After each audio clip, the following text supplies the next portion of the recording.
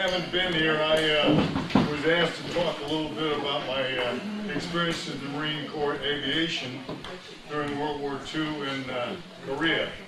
And you guys that were here saw me go through flight school, the problems that you have being a cadet, and then the great experience that I had in the Battle of the Solomons. And then I ended up in San Francisco with a set of orders and a bottle of quinine and a jar of Ativan pills because I had contracted malaria. And when I left Abbott, they wanted me to have quinine and Ativan pills in case I had a reaction during my leave. I had 30 days of leave, and I don't remember too much about it, except my dad and I. My dad had a friend that owned a ranch up in the High Sierras called Arcaleras Ranch. And the Owens River flowed down through this ranch into Crawley Lake. And we went up there a lot of times when I was a young kid, fly fishing. And you could go up there with a number 10, number 12 gray hackle and catch all the trout you could eat or throw away in a few hours. So Dad and I went up there, had little cabins on the river, and we went up there and got a little cabin and spent 4 or 5 days up there together, which was really the only thing I can think about the 30 days that I was on leave, except I was anxious to get back. I hadn't been home for 2 years, and it just, it was so different that it wasn't comfortable anymore. So anyway, I had orders to report to MAG 25, El Toro Marine Air Station, Santa Ana, California.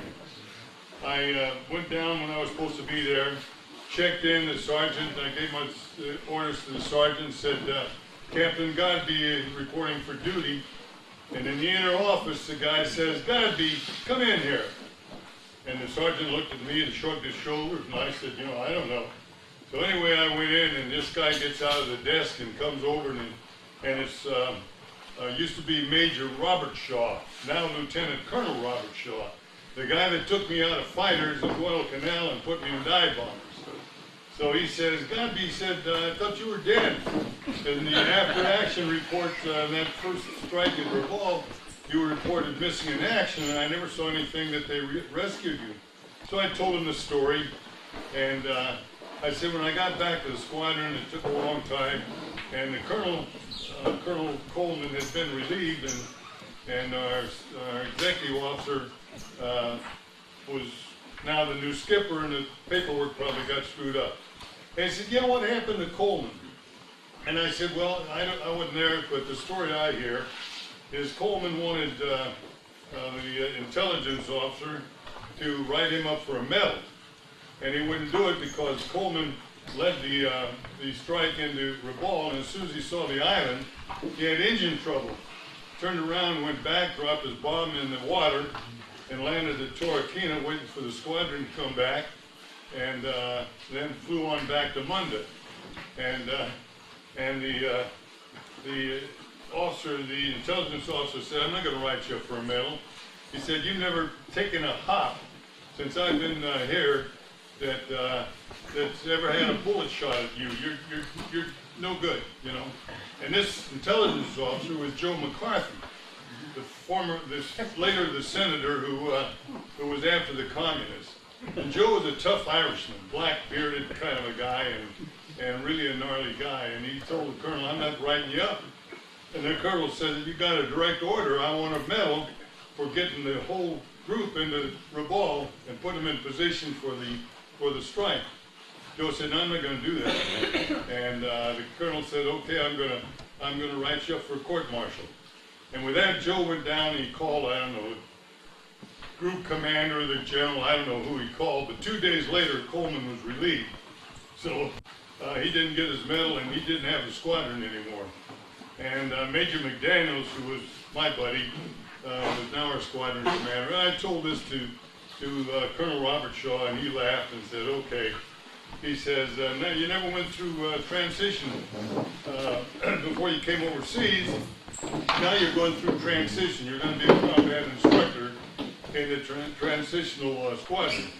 Squadron 471, the skipper is Major Carr, and he's a neat guy, and you're going to have a lot of fun. So I thought to myself, Jesus, that's all I need to do is be a combat instructor. But he, you know, El Toro was kind of a new place, and it was a really good duty station. And he called the sergeant, he says, you call the BOQ down on the beach and get Captain Godbey a room. You tell him that I am sending him down here and I want a good room. The BOQ was the Laguna Beach Hotel, and it was really nice. We had 2 guys in a room, and the bar was open at 1,300 hours, I think it was, and the food was good, and we were right on the beach, and the girls from LA used to come down to spend their weekends on the beach, and it was good duty. Combat, Colonel. We didn't get any ribbons for that. So anyway, I went over to the squadron the following morning and introduced myself to Major Kerr and got a syllabus about what you're supposed to do to be a combat instructor. Read the syllabus, and the deal was that they had new SB-2Cs, which was a new dive bomber that the Marine Corps had acquired. So the first thing I had to do was check out in that airplane, and I got that, went over to an auxiliary air station by Santa Ana, did some touch and goes until I felt comfortable. Came back, and the skipper says, well, for the first couple of weeks, I want you to just fly around with these guys, trail them around, and so you can understand what we do to teach these young student pilots, they called them. They were all second lieutenants out of flight school, but they call them student pilots. And so I flew around and watched what the syllabus was, what they were doing. And finally I got my 6 student pilots after about 2 weeks or 3 weeks. And so I was going through the syllabus with these student pilots. And I came back from the flight one morning, and the duty officer says, the colonel wants to see you ASAP. And I thought, geez, what the hell does the colonel want with me? And he said, the colonel said, don't put your uniform on, keep your flight suit on, and just get over there right away. So I went over, and the colonel says, Godbey said, do you still want to get the fighters? And I said, yes, sir. He said, well, BMF 123 is reforming in Santa Barbara. And the skipper is a guy by the name of Orville Mendenhall. And the executive officer is a guy by the name of Jim Conrad, likes to be called Bud. And he said, Mendenhall was my wingman way back in years before the war, and he said he's a really nice, neat guy, very aggressive, very good pilot, flew with 215 in the Solomons, really knows his business, and he's looking for combat experienced guys that come and form this squadron. And he said, I told him your story about being taken out of fighters and put in dive bombers and all of that stuff, and he said he wanted to talk to you. So I said, go get an airplane, fly to Santa Barbara, and meet him, and then see what you think and what he thinks, and we'll go from there. So I jumped in the airplane, flew up there, and Major Bud Conrad met me at the airplane and said, come on, I'll introduce you to the skipper. Went over and met Major Mendenhall, and he said, well, I'll tell you, Godbey, we're going to form this squadron a little different than most fighter squadrons. He says, I'm going to form this thing into 12 elements, and each element leader will have a wingman, and there's going to be no distinction about division leaders and section leaders and all that stuff. He said elements will go out, and sometimes there'll be 2 elements, or sometimes there'll be 6 or 8 elements. I don't know. He said that's the way we're going to run this squadron. And I said that's fine with me. So he said, well, if you're happy with us, why I'm happy with you. And he said, you go and fly back. I'll call Colonel Robert Shaw and have your orders cut. So I got orders cut, went up to Santa Barbara, and I had to recheck in an F-4U, so I spent 2 or 3 days checking out an F-4U again, doing touch and goes and all the things you have to do to feel comfortable in an airplane. Go up and do a lot of aerobatics, chase the clouds and everything. So finally, we had about 6 or 8 captains that were now coming in and joining the squadron. And these guys were all going to be element leaders. And pretty soon the second lieutenants started coming in from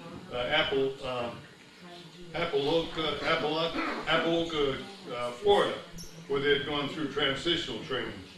So I was assigned a second lieutenant by the name of Johnny Lapierre. Johnny Lapierre was a Cajun from Houma, Louisiana. Johnny Lapierre had told me that he was an all-state running back in high school, but he said he was too small to play major football, and he was playing football in a junior college. Now, when Lapierre got excited, he could speak Cajun better than he spoke English. And in those days, we wore throat mics around your throat because you had an oxygen mask, and they don't have the neat equipment they have now. So anyway, with a throat mic on, it's hard to tell what anybody says. It's all garbled. But when Lapierre would get on there, it was unreal. That's absolutely unreal. So Lapierre and I worked out hand signals, but I couldn't understand him. And we worked out hand signals, how we were going to do things. So we went and we were doing all kinds of tactical problems. We did a lot of close air support work. Close air had been developed somewhat in the Philippines, and they decided that this was really a thing that the Marine aviation should be doing with their ground troops. So we were doing a lot of close air support tactics, and we're doing aerobatics, and we were doing flying down on the sleeve with our gunnery practice. And in a gunnery practice, every plane had different colored bullets.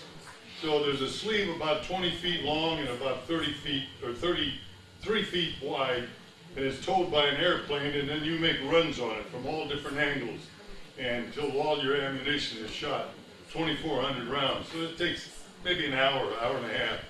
And then they bring the sleeve back, and they count the bullets. Each plane has a different colored bullet. So they can count the number of red hits, blue hits, green hits, yellow hits, and everybody knows, you know, what your gunnery is like, and if you need help or, you know, whatever you need, somebody's there to help you make better gunnery runs.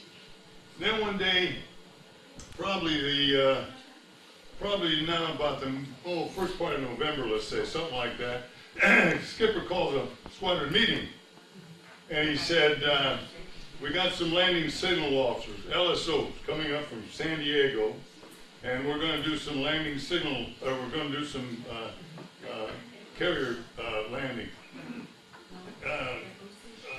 field carrier practice, FCLP, field carrier practice landings.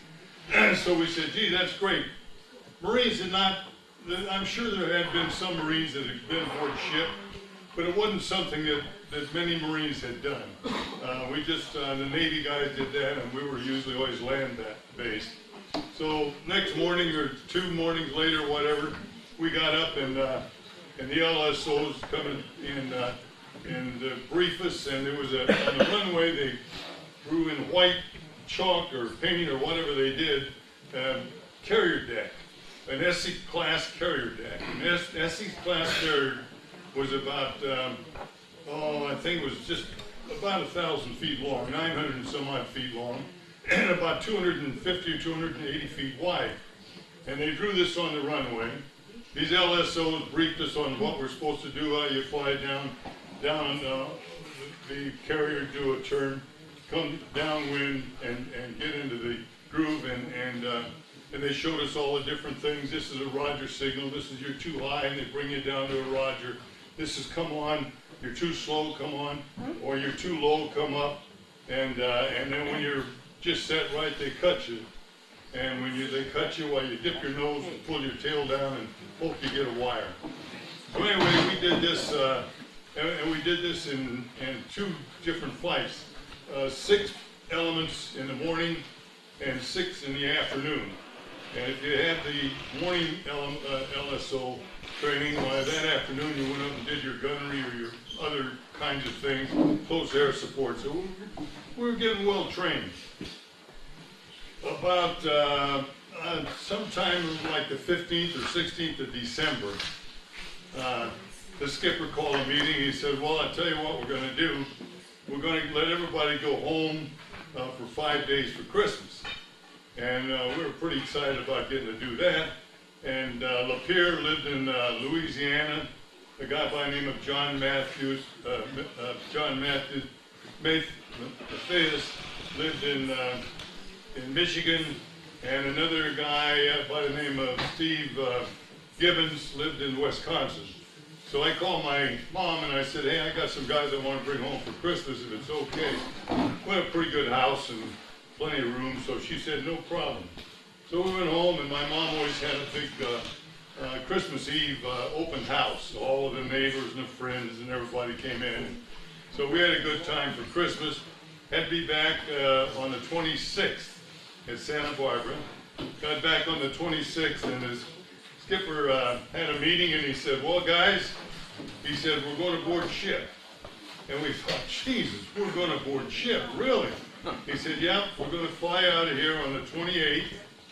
We're going to fly our planes down to North Island and San Diego. They're going to load them aboard ship, and we're going to be a carrier squadron. So the mechanics put all the tools in boxes and crates, and we got all of our gear in trucks, and we flew the planes down to San Diego, and they taxied us right up alongside this carrier, told us to fold the wings, close the hatch, and then they had little donkey carts that they hooked on and take the right up, and they had a hook, they put the airplane, they hooked the airplane, lifted it up, put it on the deck, wheeled it forward with one of these other donkey carts, and took it down below in an elevator. And so we watched this go on until all of our planes were safely aboard. And then we went up the gangway, and you salute the officer of the deck and asked for permission to come aboard. You salute the colors on the stern, and there was a chief warrant officer that showed us to our rooms. And it was really nice. There were 4 of us in a stateroom, and 2 bunks on high-low on either side. And each guy had a locker, a desk in between with a chair where you could write or read or whatever. The wardrobe was really great. Chow was great.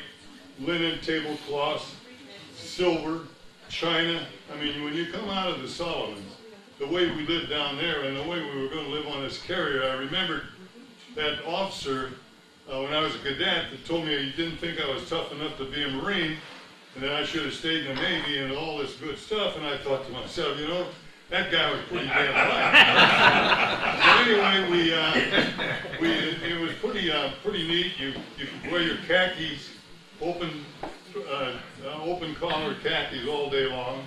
You had to wear a fuel scarf for chow at night, and you know, it was really nice. The wardrooms were nice. You had all kinds of games to play, cards, a lot of bridge, AC-doocy, all kinds of games that we played.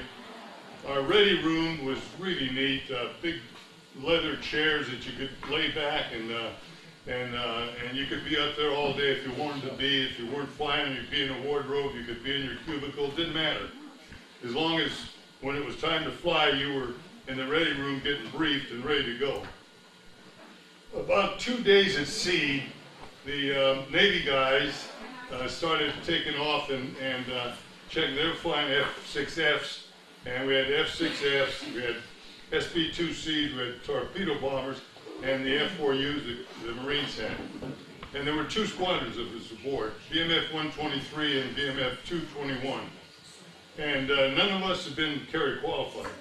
So I think they were probably re-qualifying some of these Navy guys, and after a couple of days, and the word came down that we were going to be in the ready room, and the LSOs were there again to brief us, bring us up to date on what you do, and we're going to get carrier qualified.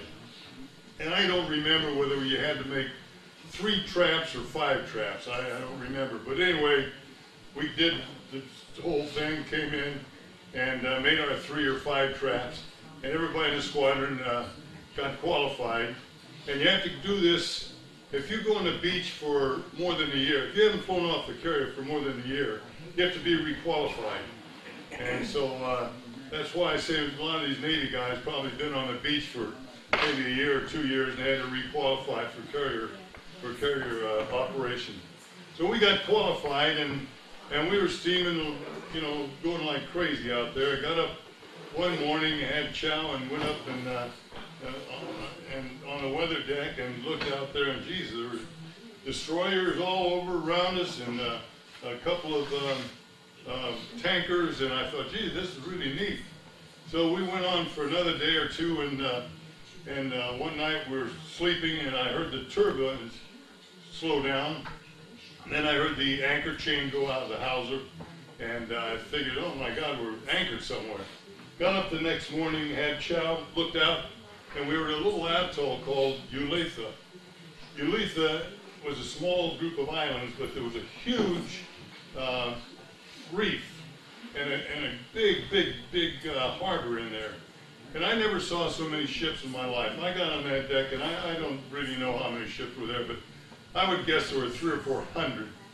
There were a couple of carriers, there were battle wagons, and there were cruisers, light and heavy, destroyers, tankers, all kinds of transport ships for bringing food on. And I looked over, and we were getting our oil aboard for going farther on, bunker oil they call it, and we're putting that in through a tanker. And that tanker left, and there's over the bullhorn they said the smoking lamp is out, and they're going to bring a avgas in. So another tanker comes in, and he's there 4 or 5 hours pumping gas in, and then he leaves, and here comes a freighter up, and we had a big cargo net with a boom on the ship, and they're bringing, I don't know what all, drugged, all kinds of supplies aboard the ship, and this goes on all day long.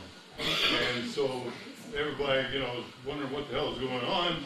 So we went to bed that night, and sometime during the night, hear the turbines start out, hear the anchor come up, and we're off. And so the next morning, the captain gets on the bullhorn, the intercom, and he says, we are now heading for Japan. And he says, this is not the invasion of Japan, but we are going to be doing some harassing in Japan. So about, 3 or 4 days later, we're in Japan, and all this time, about every hour or hour and a half, the carrier turns into the wind, and the Navy guys go off, and they're doing combat air patrols all over the ship all the time. We got these destroyers out on the flanks and the cruisers, and we get up off the coast of Japan the ship stays about 75 miles offshore. So we get briefed what we're doing, what our job is to knock out the anti-aircraft guns on these airports, so the dive bombers can come down and put dive bombs on the runways and secure all of these, hundreds of airports. So we're assigned like 2 airports for each strike that we go on. And the way we did this, the way the major wanted it done, is we would go off in 6-plane elements. And 2 guys would fly right on the deck, right down on top of these gun emplacements. And you don't get hit very much when you're going like 250 knots, 10 feet off the ground. They just don't hit you much. And then they would shoot at you. These dumb guys would shoot at you, so they would light up, and about a mile back and about 1,000 feet, the other 4 guys would be, and they could see where the gun emplacements were, and then they come down and destroy them. And this can get hairy. You can get a lot of arrows in your bonnet, but nothing really bad. We didn't lose anybody, and we did that for 3 or 4 days, or maybe 2 or 3 weeks. I don't remember.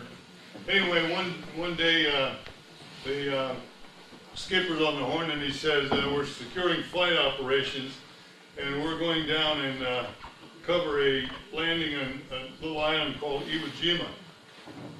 But we steamed down there. We hit Iwo Jima probably 2 weeks, maybe a week or 10 days or 2 weeks before the landing was to occur. There were 2 airfields on Iwo Jima. Iwo Jima was about 4 miles long and 2 miles wide at the widest part. And we went down and destroyed these airfields. I don't know how many airplanes they had operating out there, but I would guess maybe 25 or 30. And these guys were shooting the heck out of our B-29s as they would come back wounded, while these guys would hop all over them and shoot them down. We're losing a lot of crews. So the guys decided we had to get Iwo Jima. So we strafed and bombed and did all the things that pre-invasion stuff does. And then when the big guys came in, the big ships, the carriers, the battle wagons, the cruisers and destroyers started the invasion bombardment. And let me tell you, when you're flying, and you can really see a 16-inch projectile. It looks like a garbage can coming through the air, and we had to be the hell out of the way of those things. I mean, these guys are shooting the fucking out of this place. Volkswagen. And as soon as we'd see that happening, we'd get out of there. And so anyway, they landed and they lifted the artillery, and then we went down right in front of the troops and laid napalm and machine gunned and everything, but we couldn't see anybody. I mean, you can't believe that, that this war is going on, and all you see is your own guys. And so we there. I'm just going to guess we were there like 10 days or 2 weeks, and we just weren't doing any good. And there were airplanes all over the place, and the shells coming in, and artillery. We had our 11th Marine in, and they were shooting their cannons off, and we weren't doing any good because everybody was underground, and we couldn't help anything. So they gave us orders to get back aboard the carrier. We did, and we went back to Japan, and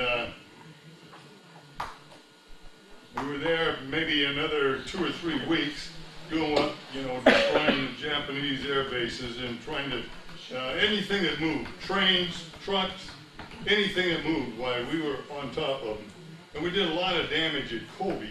Kobe was a big naval base there, and there was tons of warehouses. And man, you could go in there almost every day and start firing those warehouses. I don't know what all they had stored in there, but it all burned real good. And we did a lot of damage. We really did a lot of damage. And again, we didn't lose anybody. And that's always a great thing when you're really hitting hard and not losing people like we did in the Solomons, when we would lose 3 or 4 guys, every day, and that was, it was not very good. So anyway, a couple of weeks up there, 3 weeks, whatever it was, then we had flight operations secured again, and we started again, and got word that we were going to cover the landing at Okinawa, and this was now April 1st, Easter Sunday. I'll never forget Easter Sunday, and the Marines went ashore at Okinawa, and again we were there a week or 2 beforehand, and doing our thing to try and get stuff knocked out. And then the big guys came in again and started their bombardments. And we get out of the way when they start throwing those big shells in at you. The Marines landed, went across the island, cut the island in half, and the Marines turned north, and the Army turned south. I don't remember exactly how many Marine regiments and how many Army regiments, I used to know these things, were there, but anyway, our job was to help the Marines, close air support. So we were there helping the Marines, and the Japs didn't do much on the landing, and we were able to get a lot of stores and tanks and artillery and all kinds of stuff on the beach before it really got any harassment. But the Japs had developed lines of resistance up and down across the island. And these lines of resistance, the Marines would go, all of a sudden there would be a little group of that they'd have to go up, and that would be a line of